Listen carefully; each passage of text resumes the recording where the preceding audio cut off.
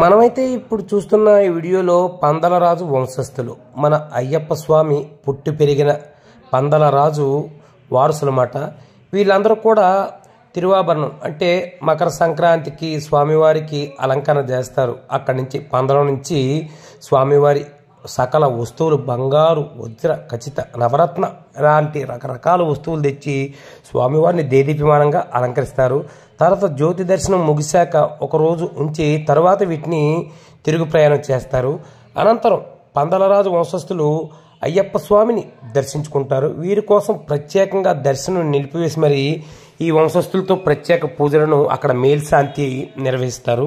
అందులో భాగంగానే పందలరాజ వంశస్థుడు రాజరాజవర్మ ఆలయానికి వచ్చి స్వామివారిని దర్శించుకున్నారు. అంటే వీళ్ళు జ్యోతి దర్శనకు ముందు కిందన మనకు పంబ వద్ద కాటేజ్ ఉంటుంది, స్పెషల్ కాటేజ్, అందులో ఉంటారు. తర్వాత ఇక్కడికి వచ్చి దర్శనం చేసుకుని వెళ్తారు.